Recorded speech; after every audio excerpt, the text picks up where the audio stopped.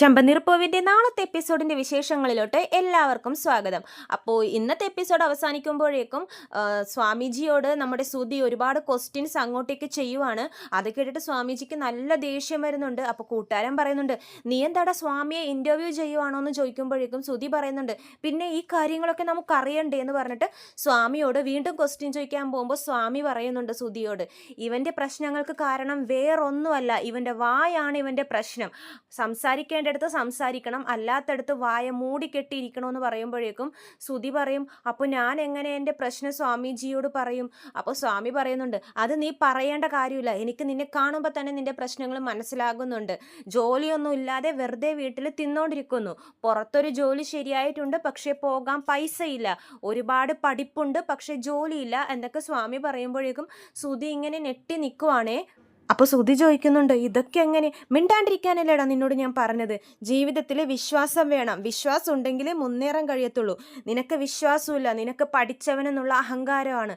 ആ അഹങ്കാരം ആദ്യം താഴെ ഇറക്കി വെക്കണം, എന്നാലേ നിന്റെ ജീവിതത്തിൽ ഉയർച്ചയുണ്ടാവുള്ളൂ എന്ന് സ്വാമിജി പറയുവാണ്. പണമല്ലേ നിന്റെ പ്രശ്നം? അപ്പോൾ സുധി പറയും ആ എന്ന് പറയുവേ. അപ്പോൾ സ്വാമിജി അവിടെയുള്ള ഭസ്മം എടുത്ത് ഇങ്ങനെ കുറേ നേരം കണ്ണും പൂട്ടി പ്രാർത്ഥിച്ചിട്ട് പറയും, പോയി പിച്ച എടുക്കടാന്ന് പറഞ്ഞ് പറയുവേ. അപ്പോഴേക്കും സുധിയൊക്കെ ഞെട്ടുവേ, എന്ത് പിച്ച എടുക്കാനോ? അപ്പോൾ ബ്രോ അവിടെ ഇരുന്ന് ചിരിക്കുവേ. അതാണ് നിനക്കുള്ള പരിഹാരം എന്ന് പറയുമ്പോഴേക്കും സുധി പറയുന്നുണ്ട്, ജീവിതത്തിൽ പിച്ച എടുക്കാണ്ടിരിക്കാൻ വേണ്ടിയാണ് ഞാൻ സ്വാമിജിയെ കാണാൻ വന്നത്. അപ്പോൾ സ്വാമി തന്നെ പിച്ച എടുക്കാൻ പറയുന്നു എന്ന് ചോദിക്കുവാണ് സുധി.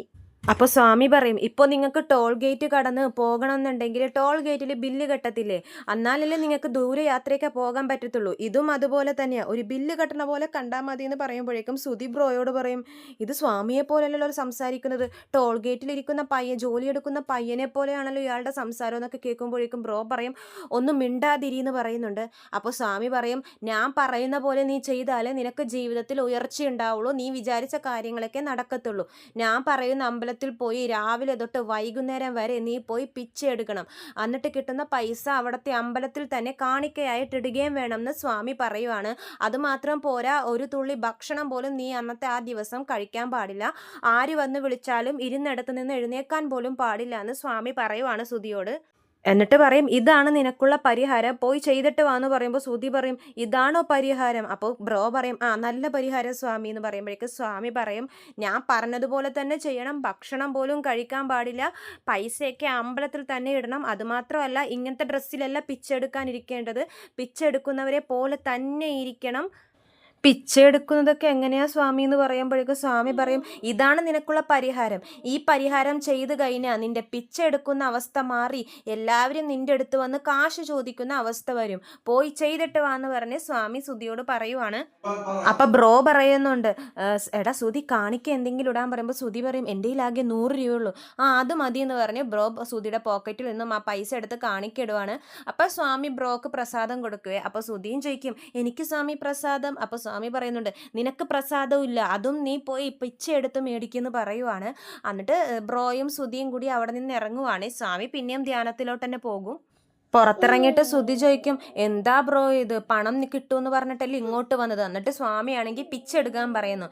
സുധി, അത് ചെയ്താലല്ലേ നിനക്ക് ജീവിതത്തിൽ ഉയർച്ചയുണ്ടാവുള്ളൂ, വാ നമുക്ക് അതിനുള്ള ആവശ്യത്തിനുള്ള എക്യുപ്മെൻറ്റ്സ് ഒക്കെ മേടിച്ചിട്ട് വരാമെന്ന് പറഞ്ഞ് സുധിയെയും കൂട്ടി ബ്രോ പോകുവാണ്.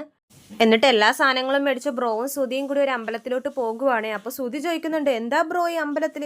എടാ സുധി, നീ പറഞ്ഞത് മറന്നുപോയോ? സ്വാമിജി പറഞ്ഞില്ലേ, സ്വാമിജി പറഞ്ഞ അമ്പലം ഇതാണ്, ഈ അമ്പലത്തിൽ രാവിലെ തൊട്ട് വൈകുന്നേരം വരെ നീ പിച്ച എടുക്കണം, അതാണ് നിനക്കുള്ള പരിഹാരം, അത് ചെയ്ത് കഴിഞ്ഞാൽ നീ വിചാരിക്കുന്ന കാശൊക്കെ നിനക്ക് വന്നു ചേരും. എന്നാലും പിച്ചെടുക്കുക എന്നൊക്കെ പറഞ്ഞാൽ അപ്പോൾ ബ്രോ പറയുന്നുണ്ട്, പിച്ചെടുക്കുന്നതായിട്ട് കാണണ്ട, പരിഹാരമായിട്ട് കണ്ടാൽ മതി, വിശ്വാസത്തോടെ എന്ത് ചെയ്താലും അതിന് ഫലം കിട്ടും, നീ ഇതൊരു പരിഹാരമായിട്ട് കണക്കാക്കിയാൽ മതി സുധി എന്ന് പറഞ്ഞ് ബ്രോ സുധിയെ വിളിച്ച് പോകുവാണ്. വാ നമുക്ക് മേക്കപ്പ് ഒക്കെ ചെയ്തിട്ടും വരാം എന്നൊക്കെ പറഞ്ഞ് കൊണ്ടുപോകുവാണ് സുധിയെ. അപ്പോൾ സുധി പറയും, എനിക്ക് പിച്ചെടുത്തൊന്നും എക്സ്പീരിയൻസ് ഇല്ല ബ്രോ എന്ന് പറയുമ്പോൾ ബ്രോ പറയുന്നുണ്ട്, ഇനി അതിനുവേണ്ടി വേറെ പഠിക്കാനൊന്നും പോകാനൊന്നും പറ്റത്തില്ല, അതിന് കോഴ്സും ഇല്ല, നീ കുറച്ച് നേരം അവിടെ ഇരിക്കുന്ന കുറച്ച് ഭിക്ഷ എടുക്കുന്നവരെ കണ്ടോ, അവർ കുറച്ച് നേരം ഒബ്സർവ് ചെയ്ത് കഴിഞ്ഞാൽ തന്നെ നിനക്ക് അതൊക്കെ പഠിക്കാൻ പറ്റും എന്ന് പറയുമ്പോഴേക്കും സുധി പറയുന്നുണ്ട്, എന്നാലും എനിക്ക് എന്തൊരു നാണം പോലെ എന്ന് ചോദിക്കുമ്പോൾ, എന്തിനാ ഈ നാണക്കേട്, അതൊക്കെ നിന്റെ വർക്കേഴ്സ്, അവരുടെ കൂടെ ഇരുന്ന് പോയി പണിയെടുക്ക്, അതാണ് നിനക്കുള്ള പരിഹാരം, നമുക്ക് പൈസയൊക്കെ വേണ്ടേ സുധി? അപ്പോൾ സുധി പറയും, ആ എന്നാൽ ശരി ഞാൻ പോട്ടെ എന്ന് പറഞ്ഞ് പോകാൻ പോകുമ്പോൾ, ഈ വേഷത്തിലല്ല, നമുക്ക് കോസ്റ്റ്യൂംസ് ഒക്കെ ഇടണ്ടേ, നീ വാ എന്ന് പറഞ്ഞ് സുധിയെ അമ്പലത്തിൻ്റെ ബാക്കിലോട്ട് കൊണ്ടുപോകുവാണ്. എന്നിട്ട് അവിടെ ഇരുത്തി സൂതിയുടെ ഡ്രസ്സൊക്കെ മാറ്റി നല്ല അടിപൊളി പിച്ചക്കാരനെ പോലെ തന്നെ സൂതിയെ ആക്കുന്നുണ്ട്. മേക്കപ്പൊക്കെ ചെയ്ത് മുഖത്ത് കരിയൊക്കെ തേച്ച് മുടിയിൽ കുറച്ച് മണ്ണും മേലെയൊക്കെ വാരിയിട്ട് നല്ലോണം നല്ല പോലെ മേക്കപ്പ് ചെയ്ത് കൊടുക്കുന്നുണ്ട് ബ്രോ. അപ്പോൾ എന്നിട്ട് പറയുന്നുണ്ട് എന്തോ ഒന്ന് കുറയുന്നുണ്ടല്ലോ എന്നൊക്കെ പറഞ്ഞിട്ട് സൂതിയുടെ കണ്ണാട ഊരി മാറ്റുവാണ്. ഈ കണ്ണാടയൊന്നും നീ വെക്കണ്ടെന്ന് പറയുമ്പോൾ സൂതി പറയും അയ്യോ കണ്ണട വെച്ചില്ലെങ്കിൽ എനിക്കൊന്നും കാണില്ല, എന്നാൽ ഇത് പോക്കറ്റിൽ വെച്ചോ എന്ന് പറഞ്ഞ് ആരും കാണണ്ടെന്ന് പറഞ്ഞ് സുതിക്ക് കൊടുക്കുക. എന്നിട്ട് സുതിയുടെ കയ്യിലുള്ള ഡ്രസ്സൊക്കെ ബ്രോ മേടിക്കും. അപ്പോൾ സുതി ചോദിക്കുന്നുണ്ട് എന്തിനാ ബ്രോ ഡ്രസ്സൊക്കെ കൊണ്ടുപോകുന്നത്? അപ്പോൾ ബ്രോ പറയുന്നുണ്ട് അല്ല നിന്റെ മനസ്സ് മാറി പാതി വഴിയിൽ എഴുന്നേറ്റ് വന്നാലോ, ഇതൊക്കെ തൽക്കാലം എൻ്റെ കയ്യിലിരിക്കട്ടെ, വൈകുന്നേരം ആകുമ്പോൾ ഞാൻ വന്നോളാം സമയം തീരുമ്പോഴേക്കും, എന്നിട്ട് നിനക്ക് ഈ ഡ്രസ്സൊക്കെ ഇട്ട് നമുക്ക് വീട്ടിൽ പോകാം എന്ന് പറയുവാണ് സുതിയോട്. നമുക്ക് പരിഹാരം ചെയ്യേണ്ടത്, നിനക്ക് പൈസയൊക്കെ വേണ്ടതെന്ന് സുതിയോട് നിർബന്ധിച്ച് പിന്നെയും ആവർത്തിക്കുവാണ് ബ്രോ. എന്നിട്ട് സുധിയേയും കൂട്ടി ഭിക്ഷ എടുക്കുന്ന ആളുകളുടെ അടുത്തോട്ട് പോകുകയാണ്. എന്നിട്ട് സുധീനോട് പറയും ദേ അവരുടെ കൂടെ നീ പോയിരുന്നോ എന്ന് പറഞ്ഞിട്ട് ഒരു പാത്രവും കൂടി സുധിയുടെ കയ്യിൽ വെച്ചു കൊടുക്കുവാണ്. അപ്പോൾ സുധി പറയുന്നുണ്ട് എന്നാലും എങ്ങനെയാ ബ്രോ എന്ന് പറയുമ്പോൾ ബ്രോ പറയും നിനക്ക് ഒരു ദിവസം പിച്ച എടുത്ത് കോടീശ്വരനാവണോ അതല്ലെങ്കിൽ ജീവിതകാലം മുഴുവൻ പിച്ചക്കാരനായിട്ട് ഇരിക്കണോ എന്ന് ചോദിക്കുമ്പോൾ സുധി പറയുന്നുണ്ട് ഇന്ന് ഒരു ദിവസമല്ലേ ഇരിക്കാമെന്ന് പറഞ്ഞ് ബ്രോ എന്നിട്ട് ഓൾ ദ ബെസ്റ്റ് ഒക്കെ പറഞ്ഞ് പോകുവേ. സുധി എന്നിട്ട് ആ പാത്രവും കൊണ്ട് പോയി അവരുടെ നടുക്കിരിക്കുവാണ്. ഭിക്ഷ എടുക്കുന്നവരുടെ നടുക്ക് പോയിരിക്കും സുധി. അപ്പോൾ കൂടെ ഇരിക്കുന്ന ആൾ പറയുവേ നീ എന്താ ഇവിടെ, ഇത് ഞങ്ങളുടെ സ്ഥലമാണ്, എഴുന്നേറ്റ് പോകുമെന്ന് പറയുമ്പോൾ സുധി പറയും അയ്യോ ഞാൻ സ്ഥിരമായിട്ടിരിക്കാൻ വന്നതൊന്നുമല്ല, ഇന്നത്തേക്ക് ഒരു ദിവസത്തേക്കാണെന്ന് പറയുമ്പോഴേക്കും കൂടെ ഇരിക്കുന്ന ഭിക്ഷക്കാരൻ ചോദിക്കും അതെന്താ നാളെ നീ ഏരിയ മാറ്റുമോ, ഇത് ഞങ്ങളുടെ ഏരിയ ആണ്, ഇവിടെ തന്നെ ഇരുന്നാൽ ഞങ്ങൾ ഇനി ഞങ്ങളുടെ യൂണിയനിൽ കംപ്ലയിൻറ്റ് ചെയ്യുമെന്ന് പറയുമ്പോൾ സുധി പറയും അയ്യോ നിങ്ങൾക്ക് യൂണിയനൊക്കെ ഉണ്ടോ, ഞാനൊരു പരിഹാരത്തിന് വേണ്ടി വന്നതാണെന്ന് പറയുമ്പോൾ അവർ ചോദിക്കും എന്ത് പരിഹാരം, അല്ല ഇന്നൊരു ദിവസം പിച്ചെടുത്ത് കഴിഞ്ഞാൽ ഞാൻ മനസ്സിൽ വിചാരിച്ച കാര്യങ്ങളൊക്കെ നടക്കുമെന്ന് സ്വാമിയാർ പറഞ്ഞു എന്ന് പറയും. അപ്പൊ തന്നെ അവിടെ ഇരിക്കുന്ന ഭിക്ഷക്കാരൊക്കെ എല്ലാവരും കൂടി പൊട്ടിച്ചിരിക്കുവേ. എന്നിട്ട് ചോദിക്കും ഓ നീ ആ കേസാണല്ലേ, അപ്പോൾ ഇന്നത്തേക്ക് ഒരു ദിവസമാണേ, വേറെ ഇനി സ്ഥിരമായിട്ട് ഇവിടെ തന്നെ ഇരിക്കാനൊന്നും പാടില്ല എന്നൊക്കെ പറയുവാണ് ഭിക്ഷക്കാർ സുധിയോട്. എന്നിട്ട് സുധി ഇങ്ങനെ പയ്യ അമ്മ ഭിക്ഷ താമ എന്നൊക്കെ പറയുമ്പോഴേക്കും കൂടിയിരിക്കുന്നവർ പറയും ഇങ്ങനെയല്ല ഒച്ചത്തിൽ കരയണം, ഇന്ന് നല്ല വിശേഷ ദിവസം, ഒച്ചത്തിൽ നല്ലോണം വിളിച്ചാലേ പൈസയൊക്കെ കിട്ടത്തുള്ളൂ എന്ന് പറയുമ്പോഴേക്കും സുധിയും ഒച്ചത്തിൽ അമ്മ തായേ പൈസ താമ എന്നൊക്കെ പറഞ്ഞ് ഒച്ചത്തിൽ കരയുവാണ്. അപ്പോഴേക്കും അവിടെയുള്ള കുറച്ച് പേരൊക്കെ സുധിക്ക് പൈസ ഇട്ട് പോകുകയാണ്. അപ്പോൾ സുധിക്ക് ഒരു മനസ്സിലൊരു സന്തോഷം, ആദ്യത്തെ സമ്പാദ്യമാണല്ലോ. അപ്പോൾ അയാൾ പറയുന്നുണ്ട് എന്താ പൈസ ഇങ്ങനെ നോക്കിക്കൊണ്ടിരിക്കുന്നത്, ഒച്ചത്തിൽ വിളിക്കുക എന്നാലേ പൈസ കിട്ടത്തുള്ളൂ, ഇങ്ങനെ സമയം കളയല്ലേ എന്ന് പറയുവാണ് സുധിയോട്.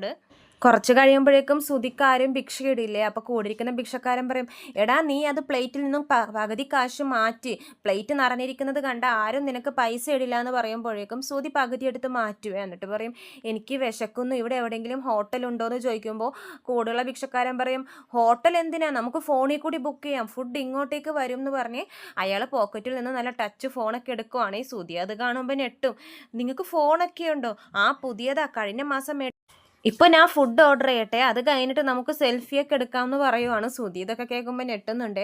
അപ്പോഴേക്കും ഫുഡ് ഓർഡർ ചെയ്ത് കഴിയുമ്പോഴേക്കും അവർക്ക് 2 ബിരിയാണിയൊക്കെ വരുന്നുണ്ട്. എന്നിട്ട് രണ്ടുപേരും കൂടി ഫുഡ് കഴിക്കാൻ വേണ്ടി ബാക്കിൽ പോയി ഇരിക്കുവാണ് അമ്പലത്തിൻ്റെ. എന്നിട്ട് ബിരിയാണി പൊതിയൊക്കെ വെച്ച് സുധി അവിടെ ഇരിക്കുമ്പോഴാണ് ബ്രോ വിളിക്കുന്നത്. അപ്പോൾ ബ്രോ ചോദിക്കുന്നുണ്ട് എന്താ സുധി പൈസയൊക്കെ വല്ലതും കിട്ടിയോ? അപ്പോൾ പറഞ്ഞു കിട്ടിയൊക്കെ ഉണ്ട്, എനിക്ക് ഒച്ചെടുത്ത് വിശക്കാൻ തുടങ്ങി, അപ്പോൾ ഞാൻ ഭക്ഷണം കഴിക്കാൻ വേണ്ടി വന്നിരിക്കുക, കൂടെയുള്ള ഒരാൾ ഫുഡൊക്കെ മേടിച്ച് തന്നെന്ന് പറയുമ്പോഴേക്കും ബ്രോ പറയുന്നുണ്ട് എന്താടാ സുധി നീ മറന്നുപോയോ, സ്വാമി പറഞ്ഞതല്ലേ പച്ച വെള്ളം പോലും കുടിക്കാൻ പാടില്ല, നിനക്ക് കാനഡയിൽ പോകേണ്ടതല്ലേ? അപ്പോൾ സുധി പറയുന്നുണ്ട് പോണം, എന്നാൽ ഫുഡൊന്നും കഴിക്കാതെ പോയി പിച്ച എടുക്കാൻ പറയുവാണ്. അപ്പോൾ സുധി ആ ഫുഡ് അയാൾക്കന്നെ കൊടുത്തിട്ട് ഞാൻ പോയി പിച്ച എടുക്കട്ടെ എന്ന് പറഞ്ഞ് സുധി വീണ്ടും പോകുവാണ് പിച്ച എടുക്കുന്ന സ്ഥലത്തോട്ട് തന്നെ. എന്നിട്ട് സുധി വീണ്ടും പിച്ചെടുത്തോണ്ടിരിക്കുമ്പോഴേക്കും നമ്മുടെ രേവതി വരുവാണേ ആ അമ്പലത്തിലോട്ട്. രേവതിയെ കാണുന്നതും സുധി ഞെട്ടുന്നുണ്ട്. സുധി വിചാരിക്കും അയ്യോ ഇവളെന്നെ കണ്ടു കഴിഞ്ഞാൽ വീട്ടിലെല്ലാവരും ഈ വിവരം അറിയുമല്ലോ എന്ന് പറഞ്ഞിട്ട് തലയിൽ തോർത്തൊക്കെ ഇട്ട് ഇങ്ങനെ ഒളിച്ചു നിൽക്കുവാണ് രേവതി. അപ്പോൾ കാണത്തൊന്നുമില്ല, നേരെ അമ്പലത്തിലോട്ട് നടന്നു പോകുവാണ്. എന്നിട്ട് സുധിയെ ക്രോസ് ചെയ്ത് പോയി കഴിയുമ്പോഴേക്കും രേവതിക്ക് എന്തോ സംശയം തോന്നുവേ. ഒന്ന് തിരിഞ്ഞു നോക്കുമ്പോഴേക്കും സുധിയെ കാണുന്നതും രേവതി അങ്ങനെ ഞെട്ടി നിൽക്കുവാണ്. ഇത്രയും കാണിച്ചുകൊണ്ടാണ് നാളത്തെ എപ്പിസോഡ് അവസാനിക്കുന്നത്. അപ്പോൾ ചെമ്പനീർ പൂവിൻ്റെ കൂടുതൽ വിശേഷങ്ങൾ ഞാൻ എൻ്റെ ചാനലിലൂടെ അപ്ലോഡ് ചെയ്യുന്നതാണ്. ചാനൽ സബ്സ്ക്രൈബ് ചെയ്യാത്തവരുണ്ടെങ്കിൽ സബ്സ്ക്രൈബ് ചെയ്യണേ. എല്ലാവർക്കും നന്ദി.